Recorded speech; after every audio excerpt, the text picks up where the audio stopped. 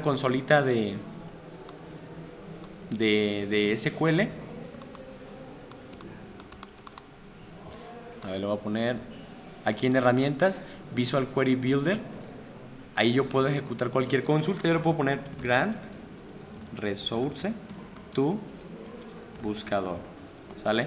Lo ejecuto y en ese momento ya le dio el permiso.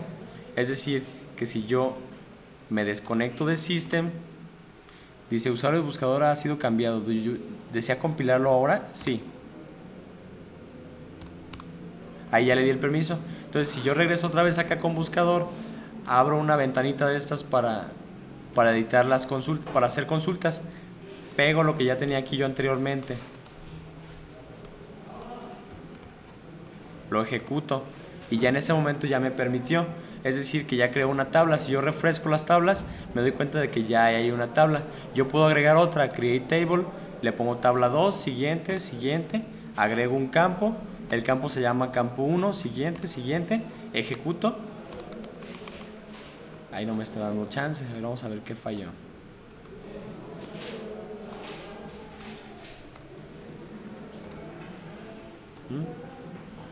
Me voy a desconectar, me voy a reconectar, probablemente era lo que me hacía falta.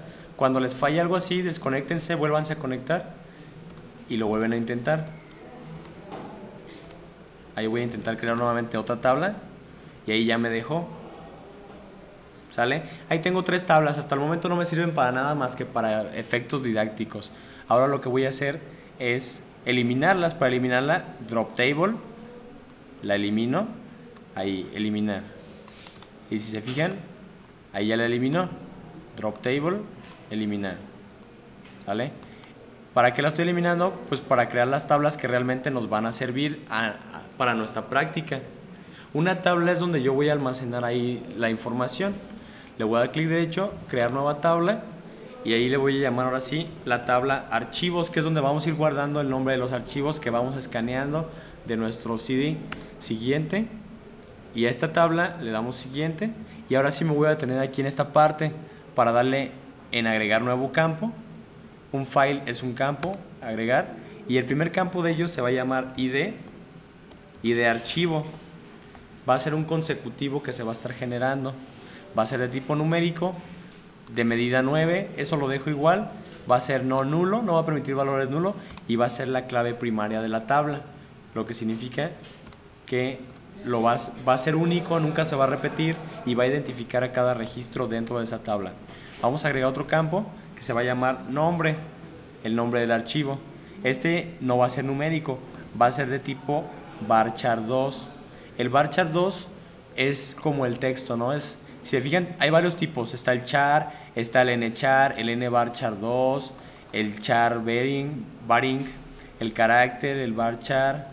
¿Por qué utilizar varchar 2? Bueno, pues porque es la versión siguiente del varchar.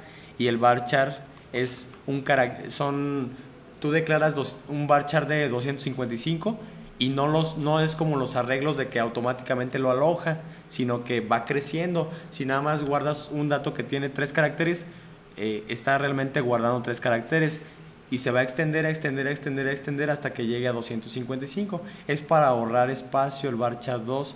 Hay otros que no ahorran espacio, sino que se alojan inmediatamente y desperdician almacenamiento.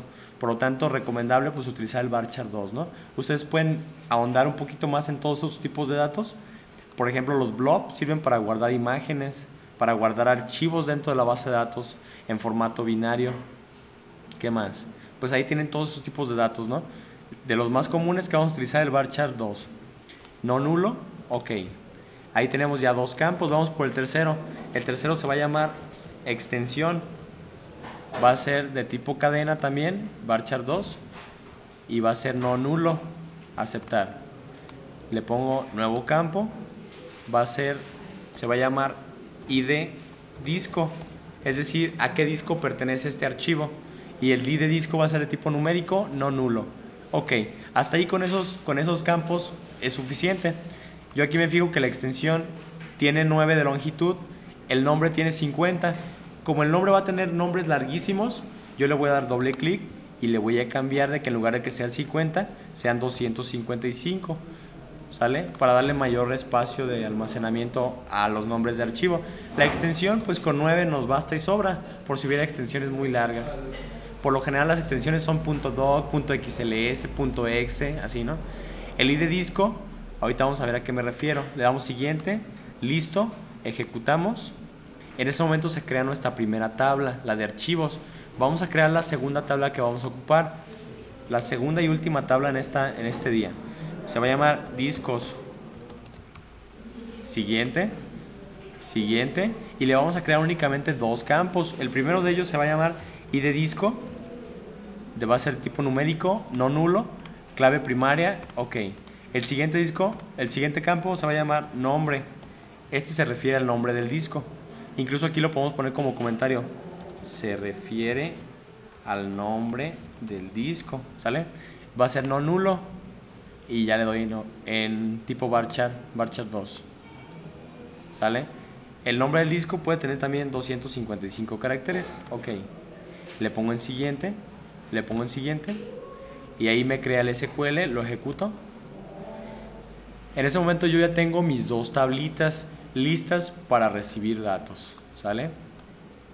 Ahí puedo yo cambiar de la vista de propiedades a la vista de datos, que es donde yo puedo comenzar a alimentarle datos. Aquí en el Oracle Maestro yo puedo alimentar datos con este botoncito que es Insert, y aquí le pongo el ID de disco manualmente. El ID de disco va a ser 1, el nombre se va a llamar DVD 1, ¿sale? Le palomeo ahí en post, y este es un error del Oracle Maestro. No le vayan a hacer mucho caso, ni se desanimen, porque si es muy frustrante. Con este Oracle Maestro sí es muy básico, nos sirve muy padre para muchas otras funcionalidades, pero este bug es de los más elementales que le he visto y que es bien incómodo, porque a veces con unas tablas sí te permite agregar, con otras no te permite. Entonces en muchos te va a marcar este error. Entonces lo que hay que hacer, yo lo que hago en estos casos, ya sea abro el TOAD, inserto los datos desde allá, o los inserto desde aquí, desde consultita SQL. Básicamente es con un insert. ¿Recuerdan la sintaxis del SQL? Si no, aquí la vamos a ver por primera vez para los que no. El SQL es un lenguaje de instrucciones para la base de datos, para insertar, modificar o retornar información en una base de datos cualquiera. Ese está estandarizado, tanto en Oracle, MySQL, SQL Server, todos comparten un SQL estándar, ¿sale? Entonces aquí le voy a poner insert into y ahí le voy a poner la tabla. La tabla va a ir precedida por el nombre del esquema, que es buscador punto, y en este caso sería discos, y le voy a poner values, y ahí le voy a poner qué valores voy a insertar. Los valores va a ser el 1, el primer disco, y se va a llamar DVD 1. Le pongo en ejecutar, me dice una fila se acaba de insertar, regreso al editor y quito eso y le pongo commit, ejecutar. Ese commit es el que le dice anda, ve y guárdate, de manera que si yo vengo aquí a discos, refresco, primero que nada cancelo eso aquí en borrar, refresco, y ahí ya veo el DVD que agregué yo con SQL.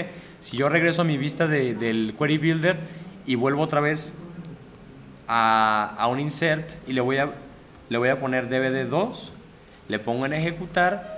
Mientras yo no le dé el commit, yo puedo venir acá y refrescar y no hay nada. Entonces me tengo que regresar al Query Builder y darle un commit, ¿vale? Ahí le doy el commit.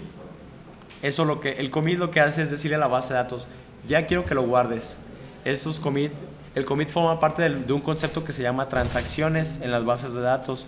Una transacción dice o se hace todo o no se hace nada. Tal vez aquí no tiene mucha relevancia, pero en operaciones bancarias en las que estás metiendo información, cambiando una transferencia, por ejemplo, vas a insertar en una cuenta dinero y en otra lo vas a retirar. ¿Qué pasa si insertas nada más el dinero en una cuenta y se te va la luz en ese momento? Entonces tendrías tú pérdida desde el punto